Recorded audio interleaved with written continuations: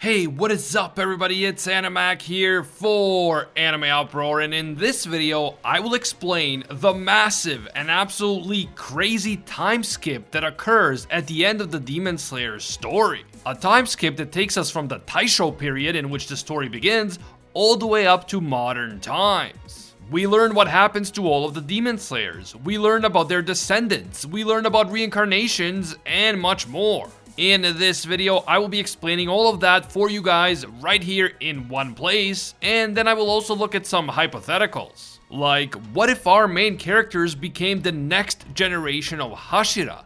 What if new major villains appeared during the time skip? And what if there is a sequel to Demon Slayer? If you guys enjoy our Demon Slayer content and you want us to keep it going, just leave a quick like and comment. It only takes a second, but it really helps with that YouTube algorithm. And if you're new to the channel, or maybe you've been watching our videos but you just haven't taken the time to subscribe yet, do me a quick favor and make this the video that you subscribe and hit that notification bell to turn on all notifications. It seems like a small thing, but subscribing is a very real and totally free way of supporting the channel directly. Now, a quick shout out to our partner, Hypothetical. Hypothetical is an online retailer in Japan that makes anime merch that is normally exclusive to Japan available to fans all over the world. They have a huge selection of awesome anime merch straight from Japan, including an entire section on Demon Slayer. They've got the best Demon Slayer figurines I've ever seen available for pre-order right now, including Tanjiro, Rengoku, Tengen, Akaza, and more. Check them out, link in the description, and because we're partnered with them, you can now use coupon code AnimeUproar500 for an instant discount. Just register an account for free, it's really quick, and you'll be able to use the coupon. When you use the coupon code, you are not only getting awesome merch, but directly supporting this channel, so check it out, link in the description. Finally, this video will of course contain Demon Slayer manga spoilers, so please proceed with caution, you have been warned. In chapter 204 of the Demon Slayer manga, which is the second last chapter of the series, the Demon Slayer Corps is disbanded because they have accomplished their main objective. They defeated Muzan and eradicated the demons. Well, not all demons, but more on that later. We get to see Tanjiro and the others recovering from the injuries that they sustained during the Muzan battle. We get to see a bunch of people visiting our heroes and checking up on them, including Uzui and his wives, Senjuro and Shinjuro Rengoku, the swordsmiths, Giyu and Sakonji, and so on. We also get some pretty big hints that the Tanjiro x Kanao and Inosuke x Aoi ships are going to sail, and then the rest of the chapter is dedicated to honoring the countless lives lost in the centuries-long struggle against Muzan. At the end, we see Tanjiro and Nezuko, accompanied by Inosuke and Zenitsu, returning to the Kamado family home, where they honor the deceased members of the Kamado family. And even though this final scene feels like it could be the end of the entire story, the final panel of chapter 204 introduces a massive and shocking time skip. A time skip that takes us all the way to modern day Tokyo. In chapter 205, the last full official chapter of the Demon Slayer manga, we get to see modern Tokyo and we get to meet the modern day descendants and reincarnations of all of our favorite Demon Slayer characters. We even got to see a couple of characters from the Taisho period who are still alive in the modern world, so let's break it all down. Tanjiro and Kanao ended up together, and their modern day descendants are two boys, 16-year-old Kanata Kamado and 15-year-old Sumihiko Kamado. Tanjiro and Kanao are the great-great-grandparents of Kanata and Sumihiko. Despite being a boy, Kanata bears a stunning resemblance to Kanao, and Sumihiko looks almost exactly like Tanjiro. The only differences are that his hair is a bit shorter and he doesn't have the birthmark on his forehead. The Sumi in Sumihiko is most likely a reference to Sumiyoshi, the ancestor of Tanjiro and Nezuko. In the past, Sumihiko and Kanata's grandmother told them stories about demons, but she said that their great-great-grandma and great-great-grandpa worked hard to defeat them. As such, there is no longer a need to be afraid of demons. The grandma, who would be the granddaughter of Tanjiro and Kanao, also said that all the people who died fighting against demons were definitely reborn and are now living new lives with their loved ones. Sumihiko seems to have inherited Tanjiro's endless kindness and compassion because he hopes that even those who were demons could one day be forgiven and reborn into the world as normal, happy humans. He also wonders what his great-great-grandparents were like, and he envies those who knew them.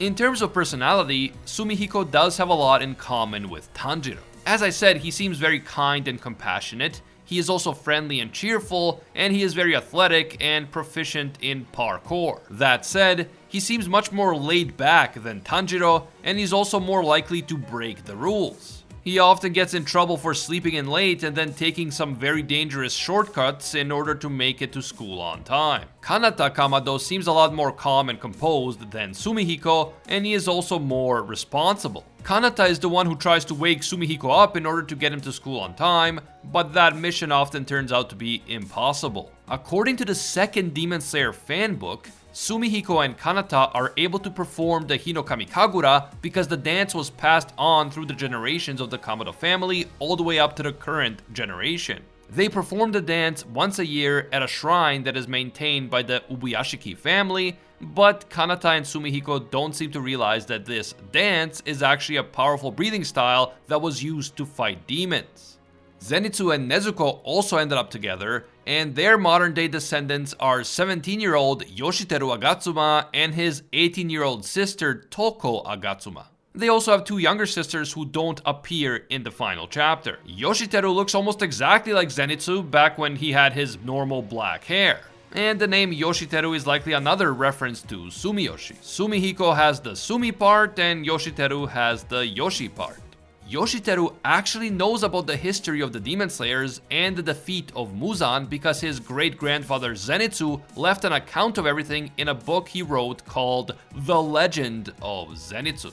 And yeah, of course he decided to name his journal The Legend of Zenitsu. Yoshiteru's sister Toko, who looks a lot like Nezuko, believes that great-grandpa Zenitsu's journal is just a fictional novel and a bunch of lies. But Yoshiteru believes that it's real, and just like Sumihiko's grandma, Yoshiteru also believes that all of those who died fighting the demons will be reborn into a happier life. Yoshiteru's personality is pretty similar to Zenitsu. He is often overdramatic when it comes to his reactions, he is very interested in the ladies, just like Zenitsu was, and in general he just has that jittery Zenitsu energy. But despite looking a lot like Nezuko, Yoshiteru's big sister Toko seems to have a different personality from her great-grandma. She is quick to dismiss all talk of demons, and she is quite aggressive towards her brother. She even physically attacks him while she is in the process of scolding him over something. Inosuke and Aoi ended up together, and their descendant is the 28-year-old Aoba Hashibira. Like his ancestor Inosuke, Aoba has feminine facial features, and when he first saw him, Yoshiteru thought that Aoba was a girl. Aoba is a botanist who actually discovered the legendary blue spider lily that Muzan had been trying to locate for his entire life. Apparently, the blue spider lily only blooms during the day for 2 or 3 days a year, so it was extremely difficult to find. And yet, after going through all that trouble of finding and researching this extremely rare flower, someone in the research team made a mistake and all of the flowers withered. After that, the research program came under intense criticism and Aoba lost his job. He met Sumihiko one day when they were both crying in the same park, and the two of them became friends. They like to play badminton together. Aoba also has one little brother, but the brother does not appear in the story. Tengen Uzui has a descendant by the name of Tenma Uzui. Tenma is a 20-year-old gold medalist in gymnastics. He is known for having a flashy attitude and for doing things like giving the middle finger to the camera and choking reporters who try to follow him around. He also has 7 siblings. Our boy Giyu has a descendant as well. His name is Gichi Tomioka and he is an elementary school student. The Butterfly Estate girls have descendants, and they are just normal schoolgirls. The swordsmith Hotaru Haganezuka also has descendants, and there is a maintenance store in modern Tokyo called Haganezuka Maintenance. Kotetsu, Kanamori, Goto, and Takeuchi also have descendants, as does Murata.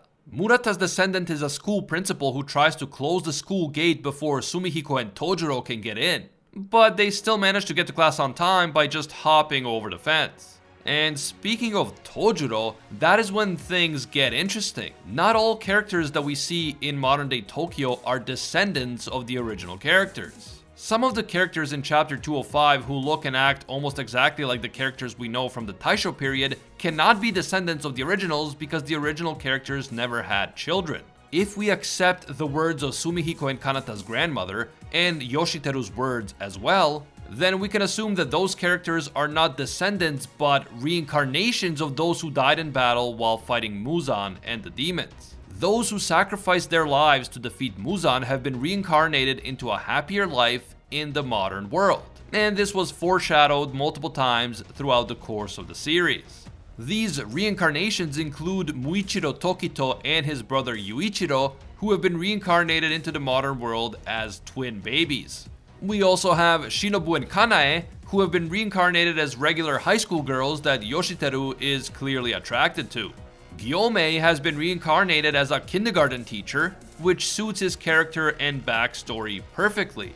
Best girl Mitsuri and Iguro have been reincarnated as a married couple who operate a diner together. The diner is known for its snake decorations and massive portion sizes, which is a hint that Mitsuri and Iguro still have the same personalities as they did in their former lives. Mitsuri and Iguro also have 5 children together. Kanata says that he can't show his face at that restaurant anymore because the last time they went, Yoshiteru kept staring at Mitsuri's big chest, and Iguro ended up throwing a knife at them because Yoshiteru wouldn't stop staring. Zenitsu's sensei Jigoro was also reincarnated, but even in the modern world he is already an old man and he looks almost exactly as he did before. He also enjoys playing shogi. Sabito and Makomo have been reincarnated as elementary school kids, and they are best friends with Gyu's descendant, Gichi. In the extra pages that were included with the final volume of the manga, it is revealed that Yorichi and his wife and child were also reincarnated into a happier life. But now let's get back to Tojuro, and also let's talk about Genya and Sanemi, because sometimes the line between modern-day descendants can become a bit blurry. So, for example, Tojuro is confirmed to be the descendant of Senjuro, Kyojuro Rengoku's younger brother. But at the same time, he has an almost identical personality to Kyojuro himself, and it is heavily implied that he is indeed the reincarnation of Kyojuro. Since Kyojuro also died in battle against a demon, it would only make sense for him to also be reincarnated. And it seems that he was reincarnated as his brother's descendant. In terms of Sanemi, he has a modern-day descendant who became a police officer. This descendant has a partner who is like a brother to him, and this partner seems to be the reincarnation of Genya. It appears that these two guys used to be delinquents, and they actually got into a fight with each other and scarred each other's faces with knives. Then they were arrested together, and eventually they became friends, turned their lives around, and became cops. Finally, there are a couple of characters from the original story who are still alive in the modern world. Yushiro is still alive because he is a demon and he hasn't aged. He has become a famous artist known for creating beautiful paintings of a woman who looks a lot like Tamayo. He has recently gained international acclaim, but he is a very private individual and he is rumored to even shoot at reporters who try to interview him. This makes sense since the more people learn about Yushiro, the more likely they are to figure out that he doesn't age. The cat Chachamaru is also still alive and still living with Yushiro due to the fact that Yushiro turned the cat into a demon before the battle against Muzan. Finally, Kiriya Ubuyashiki, the son of Kagaya Ubuyashiki, is also still alive. But he is not alive due to some sort of demonic power. He is simply really old, and in fact he is currently the oldest living person in Japan. He is presumably over 108 years old at this time, and he is still friends with Yushiro. And those are all the details that we get about the time skip in the final chapter and the extra pages. There is no doubt in my mind that the mangaka of Demon Slayer, Koyoharu Gotoge, fully intended to leave things as is. After the epic defeat of Muzan, demons were no longer a threat, the Demon Slayer Corps disbanded, and everyone lived happily ever after. That was certainly the original plan. However, after the manga ended in May of 2020, Demon Slayer continued to absolutely blow up in popularity. Mugen Train became the highest grossing Japanese film of all time and the highest grossing film of 2020 with over $500 million in earnings despite the fact that it was released during a pandemic. The Demon Slayer manga would also go on to become by far the best-selling manga of 2020. Demon Slayer sold over 82 million copies in 2020 alone, which was literally 10 times more than the second best-selling manga, Kingdom. Even in 2021, long after the Demon Slayer manga ended, Demon Slayer still sold almost 30 million copies. Despite ending the year before, Demon Slayer was still the second best-selling manga after the still ongoing Jujutsu Kaisen manga, which sold only about 1 million more copies than Demon Slayer. Now, I am not mentioning these numbers just to brag about how popular Demon Slayer is. I am mentioning these numbers because Shueisha, the publisher of Demon Slayer, will be extremely motivated to continue the manga in some way because there is just so much money to be made here. Even if Gotoge fully intended to end the manga completely in 2020, the explosion in popularity and profitability of the Demon Slayer franchise changes the game. The publisher will definitely try to get Gotoge to continue Demon Slayer, either with a sequel, a prequel, or a spin-off that takes place in the same world. And even if Gotoge doesn't want to continue the story herself, there is always the option of having another mangaka take over, as was the case with Dragon Ball Super and Boruto. Knowing how this industry works, I would be more surprised if there wasn't some sort of continuation to the story than if there was. I mean, it is possible for Gotoge to just say, no, I don't need any more money and I don't want to continue the story in any way. But that just doesn't seem like a likely scenario. I mean, Kishimoto didn't really need any more money either, and yet Boruto still happened. In fact, Demon Slayer has already released some extra chapters that were created by authors other than Gotoge. For instance, the Rengoku and Gyu Gaiden chapters were written and illustrated by another mangaka called Hirano Ryoji. But if there is a continuation to the story, what kind of continuation would it be? There are multiple options, including a prequel series that takes place during Yorichi's lifetime. If this prequel happened, it would feature a pretty amazing cast, including Yorichi, Kokushibo, Tamayo, Muzan, and of course Tanjiro's ancestor, Sumiyoshi. Because of this, I think that if a prequel ever happens, this is the most likely period that it would be set in. We could also get a spin-off which takes place in the same world but focuses on other characters, while potentially featuring occasional appearances by characters from the original. So this would mean new heroes, new demon villains, and new settings to explore, either other parts of Japan or maybe even other countries. The good thing about a potential spin-off is that this would allow for almost complete freedom to whoever is writing it, since that person doesn't need to directly impact the main story. That said, a spin-off that doesn't focus on the characters that we know and love could end up being a lot less popular and thus less profitable. The final option is a sequel, which would either take place in the modern world after the time skip or during the time skip itself. If the sequel were to take place in the modern world, then it would focus on the descendants and reincarnations of the original characters, featuring of course Yushiro and the cat. But if the sequel were to take place during the time skip, so sometime after the defeat of Muzan and before the modern era, then theoretically we could have the main characters that we know and love be the focus of the story, although they would be somewhat older. This latter option allows us to see how strong characters like Inosuke, Zenitsu, and Tanjiro could become as adults. And it would also allow us to witness the rise of a new generation of Hashira. But again, this scenario would clearly have to account for the fact that Gotoge wasn't planning on continuing the story of Tanjiro and the gang. For one thing, as I said earlier, the Demon Slayer Corps was disbanded because it was no longer necessary after Muzan's defeat. In order for the Demon Slayer Corps to be formed once again, a new demon threat would have to emerge. Since Yushiro survived all the way up to the modern era, we know that Muzan's death did not automatically kill off every other demon. So technically it is possible that there are more demons hiding out there somewhere. And because we now know that the blue spider lily does still exist, it is also possible that new demons could be created in the same way that Demon Muzan was himself created 1,000 years ago. That said, there would need to be a good justification for why this major new demon threat was never mentioned in the original story. Is this an ancient demon who was turned by Muzan hundreds of years ago and maybe had a falling out with Muzan at some point in the past? Did this demon maybe flee to another country to escape Muzan's wrath, but then decide to return after Muzan's death? I do think that there's a way to make this work, but it has to be handled with care.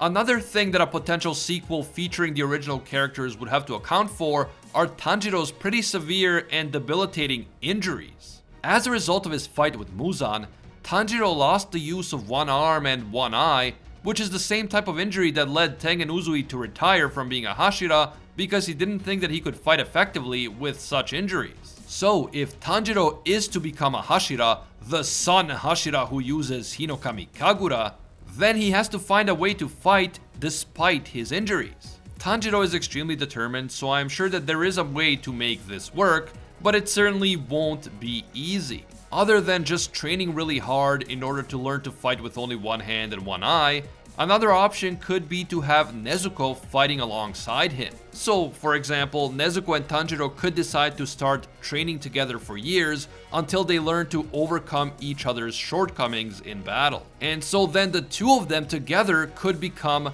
the Sun Hashira. Kind of like Daki and Gyutaro together were Upper Moon 6. I mean, Demon Slayer is full of these types of deliberate parallels between the heroes and villains, so I could definitely see it happening. However, there could also be more like cheat code ways of healing Tanjiro. For example, Yushiro could use Tamayo's research to come up with a cure for Tanjiro's injuries. Or maybe some of Muzan's cells within Tanjiro could reactivate and regenerate his body at some point in the future. In chapter 203, when Tanjiro breaks free of Muzan's grip and wakes up, we don't actually see Muzan's cells disintegrate. Muzan just screams at Tanjiro not to leave him there, but we don't see his cells melting or disappearing or anything like that. So who knows? But again, while it is possible to make Tanjiro the Sun Hashira as part of a potential sequel, it would have to be handled with care. Okay, so let's assume that all of this happens. A new demon threat appears years after the defeat of Muzan and the Demon Slayers are reassembled. Let's say that Tanjiro is now capable of fighting again and that the Hashira ranks are also being re-established. Tanjiro, or Tanjiro and Nezuko together, are given the title of Sun Hashira. But who would the other Hashira be in this new Demon Slayer organization? We could expect Giyu and Sanemi to stay on as the Water and Wind Hashira, provided that the curse of the Demon Slayer mark doesn't kill them by age 25. Since the Ubuyashiki curse was clearly broken after Muzan's death, and since Yoriichi was able to live into his 80s, we can assume that it is indeed possible to break the curse of the Demon Slayer mark. And if all else fails, Yushiro just makes some magical potion or something and we're good. Zenitsu then becomes the Thunder Hashira, Inosuke becomes the Beast Hashira, Kanao becomes the Flower Hashira, and since this is taking place years after the defeat of Muzan, a now older Senjuro can succeed his brother as the Flame Hashira. That makes 7 Hashira, and I don't think that we necessarily need 9 Hashira, but if we wanted to fill the other 2 positions, maybe 2 new characters could fill those spots. Alternatively, we could have older and stronger versions of established characters like Kiriya, Aoi, or Murata take the spots. And if you need to ask, yes, Murata would of course be the GOAT Hashira because he is the GOAT. So to reiterate, I think that some sort of Demon Slayer story continuation is extremely likely because the series is just so incredibly profitable. The only questions are what form this continuation would take and how involved the original mangaka Gotoge would actually be. The continuation could be a prequel, a spin-off, or a sequel, and all of them could be really good if they are handled the right way and if some serious thought is put into the plot and character development. Definitely let me know down in the comments if you want to see the Demon Slayer story continue in some way. And if so, what type of continuation do you want to see most? Prequel, spin-off, sequel during the time skip, sequel set in modern times. Also, who do you think would be the next generation of Hashira if the Demon Slayer core were to be re-established after the defeat of Muzan? Don't forget to leave your thoughts down in the comments below. I hope you guys enjoyed this video, and I hope that I was able to clearly and effectively explain the time skip and all that stuff about descendants and reincarnations. Don't forget to leave a quick like, it only takes a second, but it helps a lot. And of course, if you're new here or maybe you watch our videos but you just haven't taken the time to subscribe yet, do me a quick favor and make this the video that you subscribe and hit that notification bell to turn on all notifications. You can also hit me up on Twitter and Instagram at AnimeUproar. Don't forget to check out Hypothetical and use the promo code AnimeUproar500, link down below. As always, thank you guys so much for watching, and until next time, see ya, Space Cowboys.